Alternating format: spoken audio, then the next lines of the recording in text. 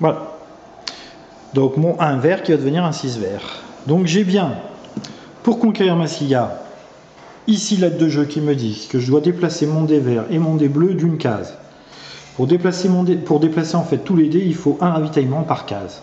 Je déplace bien mon unité de Rome à Massilia, il y a bien une seule case. Donc j'ai besoin de 2 ravitaillements, puisque je déplace 2 dés. Voilà les 2 ravitaillements. Ensuite, j'ai besoin d'une arme pour le dé bleu. C'est écrit là-bas. Le dé bleu a besoin d'un ravitaillement et d'une arme. Donc, une arme, là voilà. Donc j'utilise ces ressources.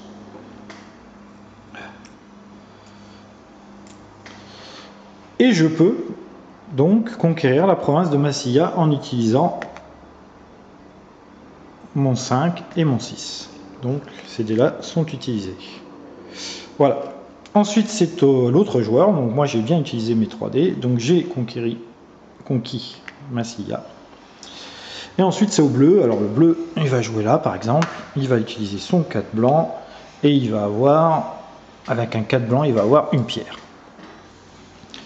Donc voilà le grand principe du jeu. On déplace ses diplomates à Rome. Et en fonction des dés qu'on utilise, on acquiert des ressources. Plus les dés sont petits, plus on acquiert de ressources. Plus les dés sont gros, moins on acquiert de ressources. Par contre, plus les dés sont gros, plus on est efficace pour les combats. Et moins les dés sont gros, moins on est efficace pour les combats. Donc en fait, le fait de faire des gros chiffres et des petits chiffres n'a pas vraiment d'importance. On a fini le premier tour, et là on compte ses points de Sénat et ses points de plèbe, sachant que les points de plèbe sont des points négatifs et les points de Sénat sont des points positifs. Donc, moi, je totalise un point de Sénat ici pour 3 points de plèbe, 2 ici et 1 ici, donc ça me ferait moins 2, et 1 point pour Massilia, donc en fait je suis à 0, donc je n'ai pas gagné de points de Sénat, puisque j'ai autant de points de Sénat que de points de plèbe, donc je suis toujours à 0. Et le joueur bleu, lui, par contre, donc il a 2 points de plèbe ici, 2 points de plèbe ici, 1 point de Sénat, il sera à moins 1, il n'y a pas d'effet de points négatifs, donc il reste à 0. Voilà, on a fini le premier tour, donc là, on reprend ses diplomates, et on va commencer le deuxième tour. Pour commencer le deuxième tour, on prend tous les dés qu'on a utilisés, donc vous voyez que moi j'ai utilisé tous mes dés, alors que le joueur bleu, lui, il a utilisé que ces 3 dés-là, et on rejette ces dés, et on va faire un nouveau tour. Voilà. Donc, je ne vais pas vous faire toute la partie parce que ça risque d'être relativement long, mais voilà, c'est un petit jeu d'initiation au jeu avec les ressources un peu plus complexes. Alors, à quoi servent les... alors, on voit que dans les ressources, il y a des chevaux qui servent pour déplacer en fait les dés rouges, qui sont de la cavalerie. Donc, pareil, la cavalerie aura besoin d'un ravitaillement, d'une arme, et en plus de chevaux. Vous avez ensuite les onagres, qui sont des espèces de catapultes, où là il y a besoin d'un ravitaillement et d'un bois. Et ensuite, sur la carte, on va pouvoir positionner des cités, qui sont en fait des colonies. Alors pour faire une colonie, donc on reprend l'aide de jeu, donc à tout moment je peux utiliser une pièce d'or pour relancer un de mes dés, et aussi pour 2 bois et 2 pierres, je peux faire une colonie. En fait, une colonie, ça va me permettre de faire un espèce de raccourci, en fait, qui va me permettre de ne pas partir de Rome. En fait, si après, pour 2 bois et 2 pierres, je fais une colonie à Massilia, et ben de Massilia, si je vais à Alésia, je ne vais pas compter 2 cases, mais comme je vais... Ah, je suis le joueur rouge, donc une colonie rouge, tant qu'à faire. En fait, si je vais partir de Massilia, eh ben je n'aurai qu'une case à faire pour aller à Alésia, parce que j'aurai une colonie. Et en plus de ça, la première colonie vous rapporte 1 point de prestige.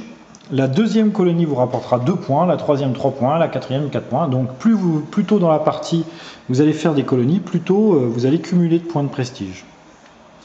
Voilà, le vainqueur est celui qui aura 50 points de prestige. Il faut compter à peu près entre 10 à 15 tours.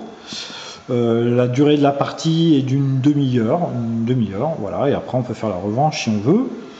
Donc c'est un jeu de gestion, il faut gérer au mieux les ressources, la valeur des dés qu'on a, le positionnement sur la carte, parce qu'on s'aperçoit qu'il y a, par exemple, la conquête de la Gaule est relativement facile, mais une fois qu'on est en armorique, on est un peu coincé, on n'a pas d'autres débouchés, alors que si on part au sud, au sud on peut faire le tour de la carte et conquérir plus facilement des provinces. Voilà. Donc il y a des endroits stratégiques où on positionne les cités, etc. Voilà, il y a plein de petits coups tactiques à faire. C'est ce que j'appelle un dé pocket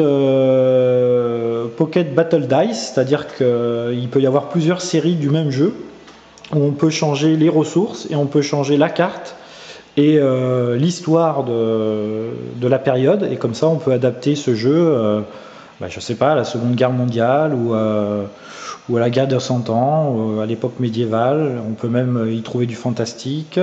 Donc là, en fait, les deux joueurs jouent la même faction, mais on peut aussi jouer deux factions opposées avec deux cartes qui sont asymétriques. Voilà, ça offre beaucoup de possibilités. Le principe reste le même. On place ses diplomates pour avoir des ressources. Et ensuite, on utilise ces dés pour activer les ressources et activer les conquêtes sur la carte. Voilà, j'espère que ce jeu vous a plu et que vous serez nombreux à poser des questions, et que s'il y a un éditeur qui peut être intéressé, qui n'hésite pas à me contacter.